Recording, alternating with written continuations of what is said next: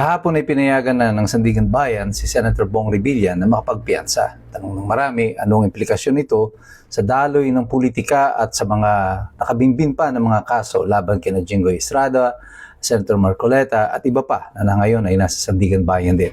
Ito po si Atty. Mike Operario, pag-usapan natin yan. At kahapon nga bumulaga sa atin itong balita na si Senator Revilla daw ay nakapag-post na ng piyansa. Kaya nagtatanong marami, anong mangyayari ngayon doon sa mga kaso nila Senator Jinggoy, Marcoleta, at si Defensor at yung mga iba pa na sasampahan pa di umano ng kaso. Well, maraming mga epekto ito. Isa sa magiging epekto nito ay yung perception na tila mahina talaga yung kaso ng ombudsman.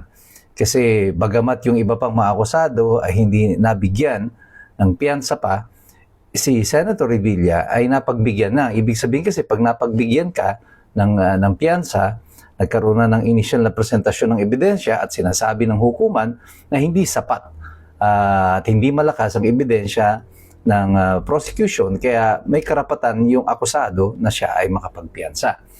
Ngayon, kung ang the same evidence and the same sources of evidence ay yun din ang i-introduce sa kaso ni Senator Jinggoy, kasi yung kay Senator Jinggoy ay sa flood control din, flood control related. At kasama din dyan ang mga magtitistigo sa kanya, sina Yusek Bernardo, sina Alcantara, sa Bryce Hernandez, malamang pareho din ang contents ng kanilang mga testimonya. At kung sa kaso ni Revilla, mahina ang kanilang presentasyon, imposibleng pagdating naman sa kaso ni Senator Jinggoy, ito ay biglang lalakas. Hindi ko pa nabasa yung kabuuan ng mga detalye ng records ni Senator Jinggoy, yung kaso niya. Pero doon, base sa mga nadinig na natin, mga pronouncements sa Senado at yung mga inilatag sa social media, it appears na itong kaso nito kay Senator Jinggoy ay totoo naman talagang napakahina.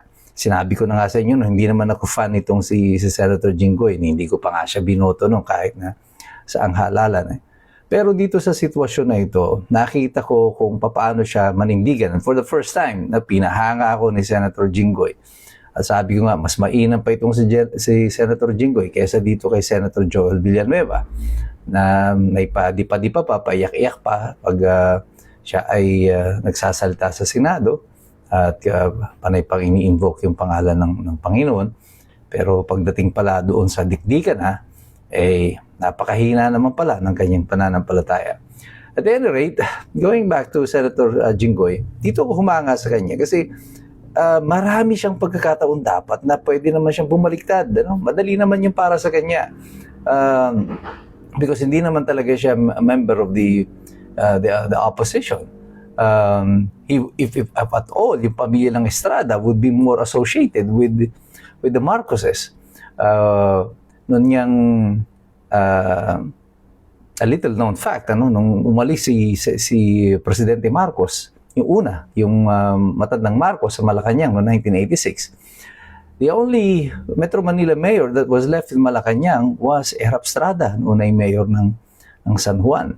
So, kung tutusin, dapat may malaki ang utang na loob ng mga Marcoses sa pamilya ng Estrada. Pero bakit nagkaganito? Well, politika yan. Lalo na kung pera-pera na pinag-uusapan, walang loyalty dito sa politika. But in that scenario, kay Senator Jinggoy, it would have been easy for him to flip. Lilipat lang siya and then ligtas na siya. But he decided not to. Probably because feeling niya, kung patuloy na pambubuli ang gagawin na ganito, ay hindi na matatapos ito. Kung lahat na lang ng gugustuhin nila ay idadanggel sa iyo yung mga kaso na parang sword of Damocles na sila rin lang naman ang gumawa, wala na, di ba? Parang hawak ka na sa iyong buntot. No? At kung saan ka ipaling, hawak ka sa ilong, kung saan ka ipaling, doon ka pupunta. And Senator Jinggoy, I think, made a stand na hindi na ito mangyayari sa kanya. Senator Marcoleta made a stand. Hindi ito mangyayari sa kanya. All the other senators, well, they failed the test nung paninindigan. And makikita niyo sa pattern ngayon, after naging successful kay Senator Jinggoy, dito kay Marcoleta, ay yung binabalata naman ngayon ay si Senator Alan Cayetano, at pagkatapos sinusunod na ngayon sina Senator Loren Legarda at si Congressman Leviste. So makita nyo yung pattern is the same. Strategy really is to weaponize the entire Department of Justice, the Ombudsman, to use it against those who are opposing the administration. Kaya palala ng palala itong ating sitwasyon. At ngayon lalo yung kila Senator Legarda, pero mo yung gagamitin na basis ng plunder case ay yung prangkisa. Na wala naman talagang public fund na lumabas doon.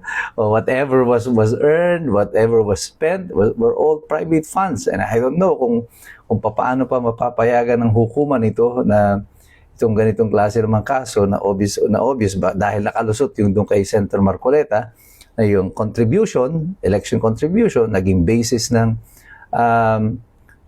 plunder case. Ngayon, they're stretching it even further. Pinapalawig palalo, bending the law even further para mas malawak pa. Pero sa sitwasyon itong nangyari naman kay Senator Revilla, what is very strange in this case is that after lumabas itong balita na siya ay magpapiyansa na o nakapagpiyansa na, may lumabas ding balita na nagpapahayag na si Senator Revilla daw, I don't know if it's true, pero nabasa ko lang ito, na siya ay tatakbo again as a senator under the Bongbong administration. Which is actually weird, Pagkatapos kang ipakulong, then sasama ka uli doon. If that is true, then I would be more inclined to believe na pati itong kwento na ito ng papakulong sa kanya ay bahagi ng sarswela. I think si Bong Revilla was an easy target because he is the usual suspect. At ganoon din, naging biktima rin si Senator Jinggoy because of the previous cases, the usual suspect din siya. At parang mas madaling i-justify kung sila ang mga kakasuhan. Pero they have to go through Revilla. It's possible na kailangan kasuhan si Revilla para makasuhan si Jinggoy kasi parang masama naman na automatic si Jinggoy agad. Now, yung pamilya ni Revilla na nasa Kongreso, ang mga Revilla, ay bumoto for impeachment. Normally, kung pakiramdam mo ay ginigipit na ngayong pamilya, the natural reaction will be, papalag ka na. Pero dito mukhang hindi na papalag. Mukhang yumuko na ng tuluyan at sumuko na doon sa administrasyon. But whatever it may be, itong epekto na ito ng pagkakagrant ng piyansa kay Senator Bong Revilla will also reverberate or makakakaroon ng epekto doon sa iba pang mga nakabimbing na kaso because ang pagmumula ng ebidensya nila ay iisa lang. At kung mahina ito kay Bong Revilla, palagay ko mahina din ito kay Senator Jinggoy, mahina rin ito kay Rodante Marcoleta at lahat pa. Kailangan lang umasa tayo, magtiwala tayo at manalangin na sana ang ating mga hukuman ay manatiling naninindigan sa katwiran, sa katotohanan, sa katarungan.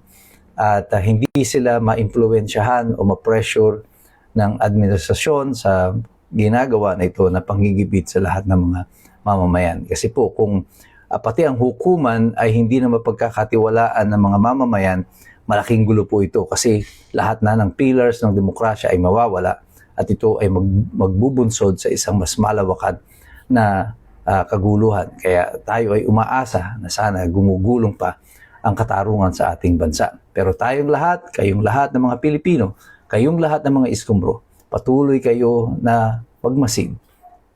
Patuloy kayong makilaho. Patuloy kayong mag-aral sapagkat alam nating lahat, mahirap makialam ang taong walang alam. God bless you. God bless us all. Mabuhay ang Republika ng Pilipinas. We are the resistance.